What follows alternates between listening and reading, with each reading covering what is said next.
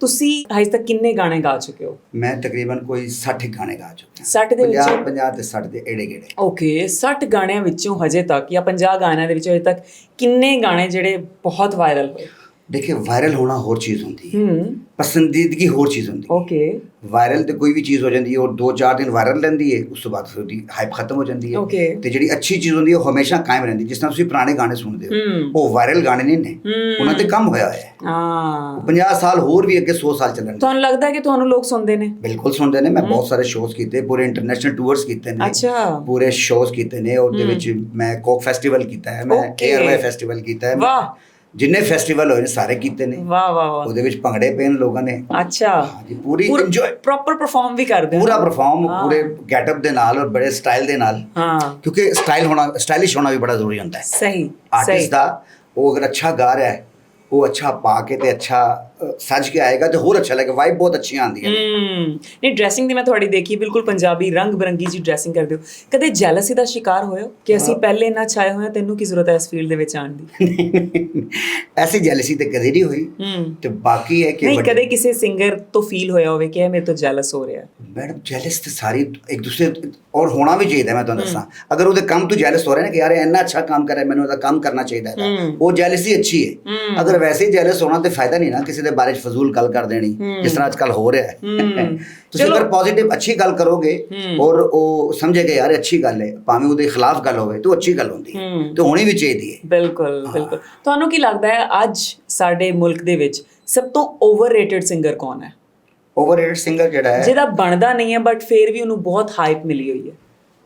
ਉਹਦੇ ਵਿੱਚ ਨਾਮ ਲੈਣਾ ਅੱਛੀ ਗੱਲ ਹੈ। ਹਰ ਗੈਸਟ ਆ ਕੇ ਨਾਮ ਲੈਂਦਾ। ਨਿਸ਼ਾਨ ਰੋਕੜੀ ਜੀ। ਓਕੇ ਓਵਰਰੇਟਡ ਨੇ ਇਸ ਵਾਸਤੇ ਨੇ ਕਿ ਉਹਨਾਂ ਦੇ ਕਿਉਂਕਿ ਇੱਕ ਉਹਨਾਂ ਦੇ ਵਾਲਿਦ ਸਾਹਿਬ ਦੀ ਵਜ੍ਹਾ ਤੋਂ ਖੁਦ ਵੀ ਗਾਉਂਦੇ ਰਹੇ ਨੇ। ਉਹਨਾਂ ਦਾ ਗਾਣਾ ਆ ਰਿਹਾ ਹੈ ਤੇ ਆ ਕੇ ਨਿਕਲਿਆ ਜਾ ਰਿਹਾ ਹੈ। ਉਹਨਾਂ ਨੂੰ ਸਟੈਂਡ ਕਰਨਾ ਚਾਹੀਦਾ, ਉਹਨਾਂ ਦਾ ਗਾਣਾ ਖੜਾ ਹੋਣਾ ਚਾਹੀਦਾ ਹੈ।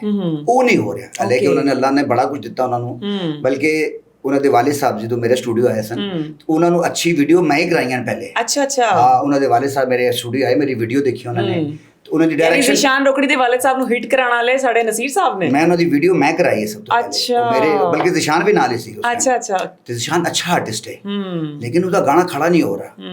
ਕੋਈ ਇਧਰੋਂ ਗਾਣਾ ਲੈ ਰਿਹਾ, ਇੱਥੋਂ ਲੈ ਰਿਹਾ ਗਾਣਾ, ਆਪਣਾ ਗਾਣਾ ਨਹੀਂ ਕਰ ਰਿਹਾ। ਯਾਨੀ ਆਪਣੀ ਕੰਪੋਜੀਸ਼ਨ ਨਹੀਂ ਹੈ, ਚੋਰੀ ਦੀ ਕੰਪੋਜੀਸ਼ਨ ਕਹਿ ਲਓ। ਚੋਰੀ, ਉਹਨੂੰ ਚੋਰੀ ਕਹਿੰਦੇ ਨੇ। ਜਦ ਤੁਸੀਂ ਕਿਸੇ ਦਾ ਗਾਣਾ ਗਾਓਗੇ, ਕਿਸੇ ਦੀ ਵੀ ਦੇਖੋ ਜਿਸ ਇਨਸਾਨ ਬੱਚਾ ਪੈਦਾ ਕਰਦਾ ਨਾ, ਉਹ ਭਾਵੇਂ ਉਹਨੂੰ ਕੋਈ ਵੀ ਪਾਲੇ ਲੇਕਿਨ ਉਸਦੀ ਵਾਲਦੈਨ ਦੀ ਜਿਹੜੀ ਆਇਡੈਂਟੀਟੀ ਹੈ ਉਹ ਤੁਸੀਂ ਕਦੀ ਵੀ ਨਹੀਂ ਕਰ ਸਕਦੇ। ਅੱਛਾ। ਡੈਫੀਨਿਟਲੀ ਉਹ ਵਾਲਦੈਨ ਉਸੇ ਵਾਲਦ ਦਾ ਉਸੇ ਵਾਲਦਾ ਦਾ ਰਹੇਗਾ, ਭਾਵੇਂ ਤੁਸੀਂ ਪਾਲਿਆ ਉੱਥੇ ਆਪਣੀ ਜਾਨ ਨਿਸ਼ਾਵਰ ਕੀਤੀ ਹੈ। ਤੇ ਇਹ ਹੀ ਹੋ ਰਿਹਾ ਅੱਜ ਕੱਲ੍ਹ ਸਾਡੇ ਸਿੰਗਰਾਂ ਨੂੰ। ਕੋਈ ਮੈਡਮ ਨੂਰਜਹਾਂ ਦੇ ਗਾਣੇ ਲੈ ਰਿਹਾ, ਕੋਈ ਮਹਿਦੀ ਹਸਨ ਦੇ ਗਾਣੇ ਲੈ ਰਿਹਾ, ਕੋਈ ਇੰਡੀਆ ਤੋਂ ਗਾਣੇ ਚੋਰੀ ਕਰ ਰਿਹਾ ਹੈ, ਕੋਈ ਗਾਣਿਆਂ ਦੇ ਵਿੱਚੋਂ ਸਤਾਈ ਛੱਡ ਕੇ ਤੇ ਅੰਤਰੇ ਦੇ ਵਿੱਚੋਂ ਉਹਦੀ ਸਤਾਈ ਲੈ ਰਿਹਾ ਹੈ। ਅਸੀਂ ਕਿਉਂਕਿ ਅਸੀਂ ਕੰਮ ਕਰਨੇ ਲੋਕਾਂ ਕੋਲ ਇੰਨਾ ਅੱਛਾ ਬਣ ਗਿਆ ਪਹਿਲੇ ਹੀ। ਮੈਂ ਇਹ ਗੱਲ ਤੁਹਾਨੂੰ ਕਰ ਰਿਹਾ ਕਿ ਮਿਊਜ਼ਿਕ ਹਰ ਰੋਜ਼ ਇੱਕ ਨਵਾਂ ਗਾਣਾ ਰਿਲੀਜ਼ ਹੋ ਰਿਹਾ ਹੈ ਤੇ ਕੁਝ 2 ਦਿਨਾਂ ਬਾਅਦ ਉਹ ਗਾਣਾ ਪਤਾ ਨਹੀਂ ਚੱਲਦਾ ਕਿੱਥੇ ਗਿਆ। ਇਹ ਕਹਿ ਰਹੇ ਅਸੀਂ ਹਿੱਟਾਂ ਕਿੱਥੋਂ ਹਿੱਟ ਹੋ। ਤੁਸੀਂ ਜਾਓ ਚੜ੍ਹਦੇ ਪੰਜਾਬ ਵਿੱਚ ਦੇਖੋ 1 ਲੱਖ ਸਿੰਗਰ ਹਨ ਔਰ ਟੈਲੈਂਟਡ ਸਿੰਗਰ ਨੇ। ਯੈਸ ਉਹ ਸਟਰਗਲ ਕਰਦੇ ਨੇ। ਇੱਥੇ ਸਾਡੇ ਕੋਲ ਸਿੰਗਰ ਹੀ 6 ਨੇ ਟੋਟਲ। ਕਿਸੇ ਕਿਹਨੂੰ ਕੀ ਕਹਿਣਾ? ਕਿਹੜੇ 6 ਸਿੰਗਰ ਨੇ ਜਿੱਥੋਂ ਲੱਗਦਾ? ਮਲਕੂ ਭਾਈ ਇੱਕ ਸਿੰਗਰ, ਠੀਕ ਹੈ, ਨਿਸ਼ਾਨ ਰੋਕੜੀ 2, ਮਜ਼ਰ ਰਾਈ 3, ਠੀਕ ਹੈ, ਉਹ ਇੱਕ ਹੋਰ ਬਗਦਾਦੀ 4, ਓਕੇ, ਤੇ 2-3 ਸਿੰਗਰ ਹੋਰ ਲਾ ਲਓ। ਠੀਕ ਹੈ, ਮਤਲਬ ਤੁਹਾਡਾ ਕਿਹਦੇ ਨਾਲ ਮੁਕਾਬਲਾ ਹੈ? ਇਹ ਆਪਸ ਵਿੱਚ ਹੀ ਮੁਕਾਬਲਾ ਹੈ ਨਾ। ਦੇਖੋ ਗਾ ਸਭ ਠੀਕ ਰਹੇ ਨੇ ਲੇਕਿਨ ਇੱਕ ਦੂਸਰੇ ਦੇ ਗਾਣੇ ਗਾ ਰਹੇ ਨੇ। ਸਹੀ ਸਹੀ। ਅੱਛਾ ਅੰਡਰਰੇਟਡ ਕੌਣ ਹੈ? ਅੰਡਰਰੇਟਡ ਜਿਹੜਾ ਵਿਚਾਰਾ ਬਹੁਤ ਅੱਛਾ ਕੰਮ ਕਰ ਰਿਹਾ ਬਟ ਉਸ ਤਰ੍ਹਾਂ ਉਹਨੂੰ ਪਜ਼ੀਰਾਈ ਮਿਲ ਨਹੀਂ। ਮੈਂ ਵੀ ਚੀਜ਼ ਉਹਨਾਂ 'ਚ ਸ਼ਾਮਲ। ਮੈਂ ਪਹਿਲਾਂ ਸ਼ਾਮਲ। ਤੁਸੀਂ ਮੇਰਾ ਕੰਮ ਦੇਖੋਗੇ ਨਾ ਇਨਸ਼ਾਅੱਲਾ ਤੇ ਤੁਸੀਂ ਕਹੋਗੇ ਯਾਰ ਖਾਜਾ ਸਾਹਿਬ ਅੱਲੇ ਦੇਖੋ ਜਿਸ ਤਰ੍ਹਾਂ ਮੌਤ ਦਾ ਇੱਕ ਵਕਤ ਮੁਕਰਰ ਹੈ ਨਾ ਬਾਦਸ਼ਾਹ ਜੀ, ਐਸੀ ਤਰ੍ਹਾਂ ਤੁਹਾਡੀ ਕਾਮਯਾਬੀ ਦਾ ਇੱਕ ਦਿਨ ਮੁਕਰਰ ਹੈ। ਤੁਹਾਨੂੰ ਲੱਗਦਾ ਹੈ ਤੱਕ ਤੁਹਾਨੂੰ ਉਸ ਤਰ੍ਹਾਂ ਦੀ ਕਾਮਯਾਬੀ ਨਹੀਂ ਮਿਲੀ? ਨਹੀਂ ਮਿਲੀ। ਦੂਸਰੀ ਗੱਲ ਹੈ ਪੂਰੀ ਦੁਨੀਆ 'ਚ ਜਿੰਨੇ ਵੀ ਆਰਟਿਸਟ ਨੇ ਉਹ ਸਾਰੇ ਵਿਚਾਰੇ ਗਰੀਬ ਗੁਰਬਾ ਆਰਟਿਸਟ ਹਨ। ਉਹਨਾਂ ਨੇ ਭੁੱਖ ਨੰਗ ਕੱਟੀ ਆਪਣੀ। ਭੁੱਖ ਦਾ ਮਤਲਬ ਹੈ ਕਿ ਉਹਨੂੰ ਰੋਟੀ ਨਹੀਂ ਮਿਲੀ, ਨੰਗ ਦਾ ਮਤਲਬ ਹੈ ਕੱਪੜੇ ਉਹਨਾਂ ਨੇ ਐਸੇ ਪਾਏ ਸਨ ਕਿ ਬਸ ਯਾਰ ਗੁਜ਼ਾਰੇ ਹੀ ਸਨ। ਤੇ ਅੱਜ ਤੁਸੀਂ ਦੇਖੋ ਉਹਨਾਂ ਦਾ ਹੀ ਨਾਂ ਹੋਇਆ ਹੈ। ਤੁਸੀਂ ਨੁਸਰਤ ਸਾਹਿਬ ਨੂੰ ਦੇਖੋ, ਮਹਿਦੀ ਹਸਨ ਸਾਹਿਬ ਨੂੰ ਦੇਖੋ, ਤੁਸੀਂ ਗੁਲਾਮ ਅਲੀ ਸਾਹਿਬ ਨੂੰ ਦੇਖੋ।